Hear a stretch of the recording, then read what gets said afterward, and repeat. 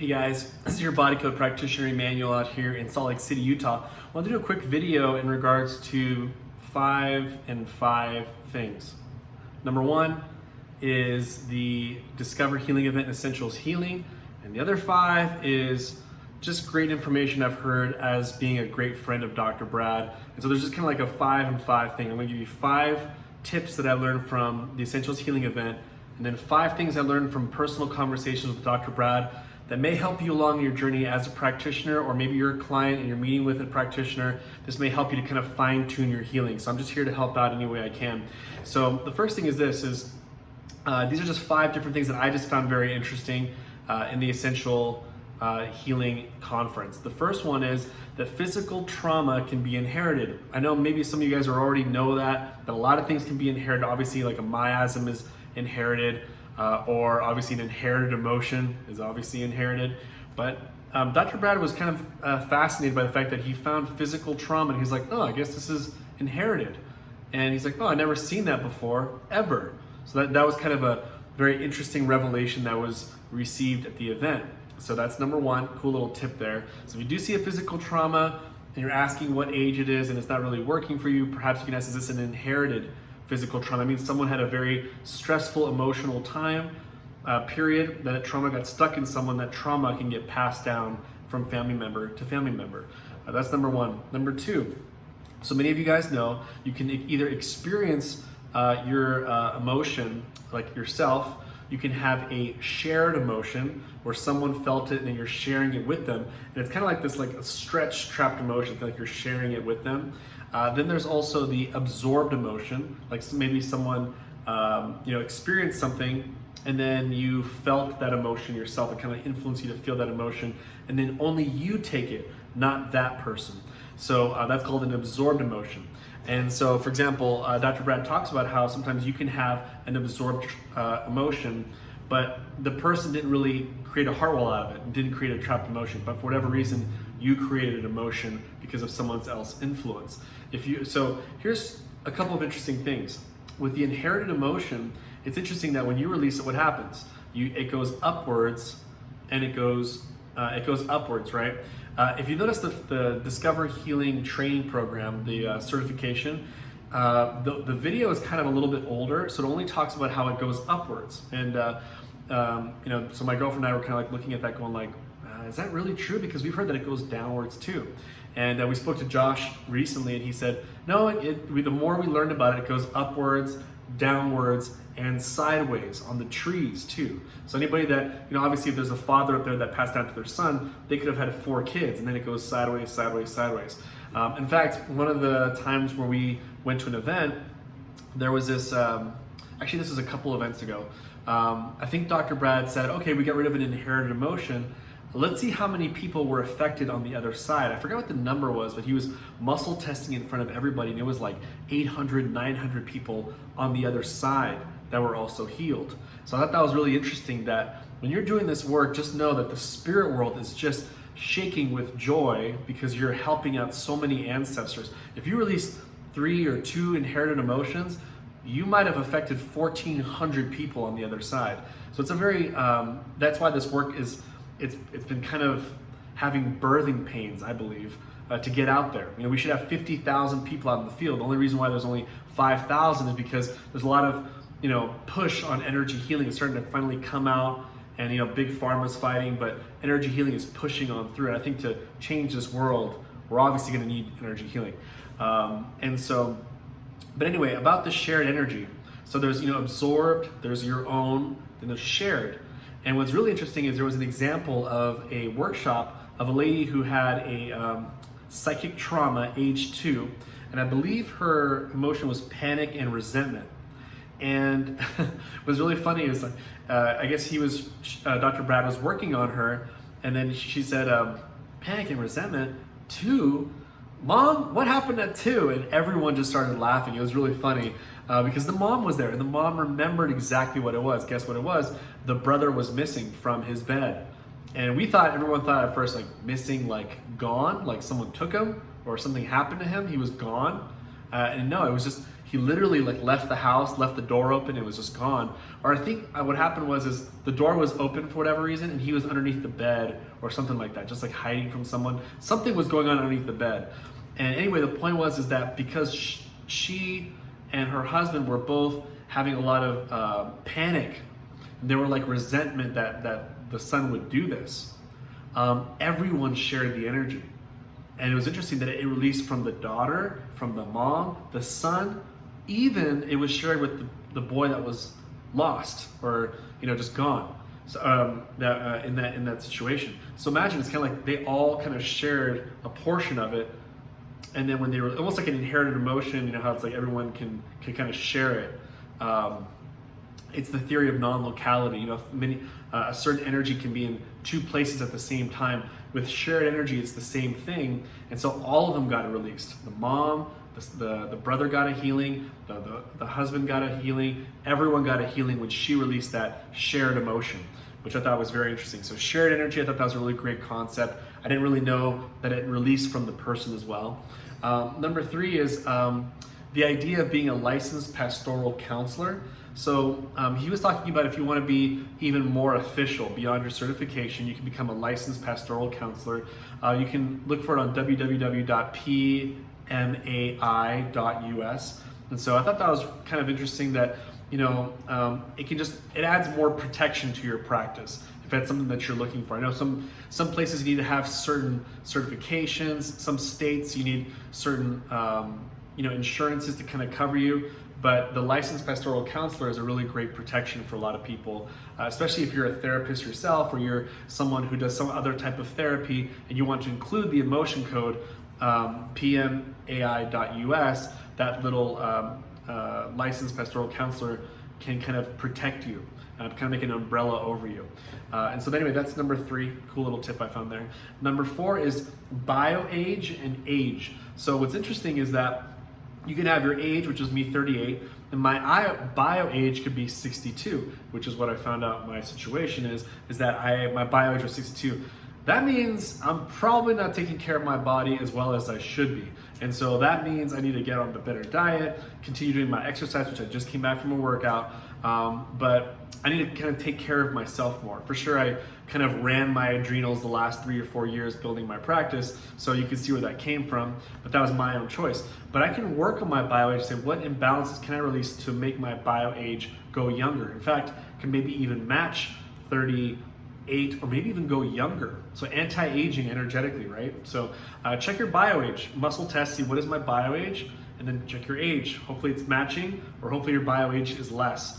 Younger. You can also check the bio age of your organs. For example, if you've taken a lot of medication in your life, then maybe your bio age for your liver or your kidneys are at 55 and 74, and you're only 30. You see, so you can work on your bio age for your liver to release imbalances, and then it's almost like the liver. It's like anti-aging for your liver. So that's very, very important. You want to work on your bio age. The last thing is master classes coming soon. Early next year, which I'm really excited about, which means that they're working on different programs, higher programs, so then you become a master energy healer within the company of Discover Healing. So if you're emotion code, body code, there's going to be a belief code coming out. There's going to be other things coming out that are going to be really exciting, and that this is the time to become a practitioner. In fact, if you haven't become one yet, or you're thinking about becoming a certified emotion code practitioner, feel free to comment below. Put your email down there. I'll send you an email, a link that we have for Compass Healing, because we're affiliates, and basically you can sign up to become a practitioner, because the people who created this, the Discover Healing team, Gene, Dr. Brad, they're still alive. A lot of the work that we are doing right now, or Reiki healers or things like that, some of the greatest teachers are long gone. There's no evolving going on. Here, it's constantly evolving. This is like really recent. I mean, we're talking like less than 11 years. So we're all very fortunate that the visionary and the visionaries are still alive in Discover Healing. And if body code's already cutting edge, imagine where the belief code's going to take us. Imagine where the relationship program, abundance guide, all these different things. We're going to be able to help people in many, many different areas. And you don't want to miss out on the boat when you're the person that's the only person who knows how to do it within your state. You might have only 5 practitioners there. You're one of the 5. that is a really big deal. So anyway, it's very, very exciting times. If you're not getting excited about it, we got some problems here. So this is the last thing I want to share with you real quick, is what Dr. Brad has shared with me. A lot of things are very, very private, so I kind of want to keep that private between him and I. But there's 5 things that I kind of maybe can help you out in your journey. This information would only be good if it helped you in your journey as a healer, or maybe you're a client and maybe you could adjust some things out in the market, what's going on. Number 1 is, a lot of people talk about curses, right? I remember Dr. Brad and I had just a text message back and forth, and we were talking about generational curses. A lot of people believe in that. I believe inherited anything in general is just a curse in itself, like, metaphorically.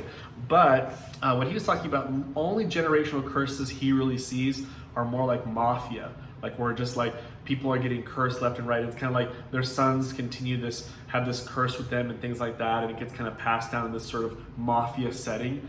That's the only thing that he says. That's a very common kind of group of people that have curses going on with them. So just kind of a little tip there. You might not have trust me, you don't have to worry about generational curses.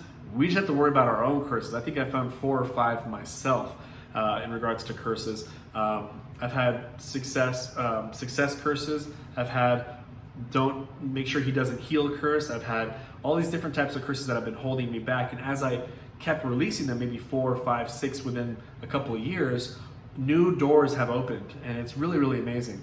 The second thing is heart wall clearing. There's a lot of confusion in regards to how to clear your heart wall. Obviously, the easiest way is this, and I tell people this, is that typically a heart wall session, it takes, you're releasing about 8 to 10 to 12 layers. That's very, very typical. That's what Dr. Brad says, and I'm going to confide with what he says is the real thing, and I'm going to say I'm the same way too. I release about 8 to 10 to 12, and then all of a sudden the body says, no, I don't want to release anymore. A lot of people are hung up on this. 2 things: measurement and what's it made out of. Again, measurement and what's it made out of. And the reality is who cares what it's made out of? And then how thick it is. What if 10 other practitioners tell you it's this long, or it's this long, or it's this long? The reality is now what? What is it? And I guess it has to do with the practitioner's subconscious and kind of like how they believe how big it is. So, obviously, even in different countries, there's going to be different measurements because they use different measurement system there, different metric system there, different everything. So don't get hung up on the measurement. Don't get hung up on what's it made out of. The point is the person muscle testing proficiently?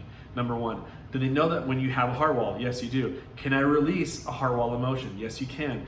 Then when you release all, as much as you can. It says, can I release another heart wall emotion? Look, the body says no. Do you still have a heart wall? The body says yes. Okay, so then we'll leave it right there. I write SHHW, still has a heart wall, and then I leave it right there and let the person heal. Are you still open to healing? Oh, look, then you use the body code and you can work more outside the heart. That's how I do it. I keep it very, very simple. It may take 3 sessions, 5 sessions, 6 sessions. It really depends on the trauma you've been through. I've seen people who have massive amounts of trauma in their childhood, and there's a heart wall here, a heart wall there, a heart wall here, and they didn't realize they're receiving so much trauma, but they had such a chaotic childhood upbringing, but it's almost like they blocked it out. You're gonna have some heart walls in your childhood. That may take 1, 2 sessions in itself. So there's that heart wall clearing. And Dr. Brad sent me an email back, and he told me, he's like, just focus on this. Do you know how to test for a heart wall? Do you know how to release a heart wall? Do you know when to stop releasing heart walls? And then can you check if you still have a heart wall? If you can do those 4 things, you're good to go. Dr. Brad sent me a long email. I sent him a huge essay, and I think that was very powerful. Third thing is this.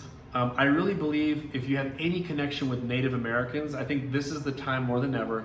I've just received some special information from Dr. Brad that this is the best time to reach out to our Native American brothers and sisters. So he flew me out. We went down to Arizona. We went to a drug rehabilitation center, and we met with some beautiful, beautiful Native Americans dealing with poverty, dealing with drug issues. And it was just beautiful to kind of see them and see how he can help them out. And they're very quick to learn, and their bodies were super receptive to the healing. It was very obvious, like what takes us, 5, 6, 8 imbalances to release The Native Americans, for some reason, you release 1 or 2 things and then boom, they're healed. It's like their body's super receptive to this work. So if you know any Native American brothers and sisters, this is the time. For whatever reason, Dr. Brad was kind of inspired to let me know that within a year ago, or I think this year, he just knows that it's supposed to disseminate to the Native Americans right now more than ever. Anyway, so that's number 3, kind of a cool, interesting thing that I learned from Brad. Number 4 is a lot of people ask, can you work with the dead? Obviously you can, and you can obviously if you have the person's permission. Let's say your mother who passed away, can I work with you, mom? Body says yes, or body might be like no. So you might want to just check, ask if it's okay if I can work with them, and then start releasing heart walls from them and helping them out. And from what I've heard, according to a vision from a woman that spoke to Dr. Brad, is that the work we can do here is way more advanced than what they can do on the other side. So they can progress over there, but they said that if we can do it for them, it helps them move along way faster. And so they're super appreciative of the work that we do over here. So keep that in mind. He says it's just doing via proxy on someone. And the last thing is, obviously we're gonna have entities, evil spirits try to block this type of work. And even Dr. Brad said he spoke in front of 1,000 people, and he was talking about the emotion code, and all of a sudden he started feeling someone choking him. And he checked, he's like, is this an entity on me? And there it was. Guys, this is a very important, amazing, sacred work. The leader, Dr. Brad, and his beautiful team, and Jean, they're doing some very big things. We all need to wake up. This isn't just like another energy healing thing. This isn't just to help a few people here. This is honestly the biggest game-changing, earth-shattering work we can do. And we just got to get on board that we're not just doing this for ourselves and for our family, but this is like a mission of like the creator to change the world using this work. And so if you're watching this, there's a reason why you're watching this. If you're watching this and you're like, man, I wish I was on a mission. I wish I was a superhero. You can't get more superhero than saving the world from the darkness that we're dealing with right now, using this type of work, penetrating not only the physical world, but penetrating the spiritual world, energetic world. I mean, it's a groundbreaking, earth-shattering type of work.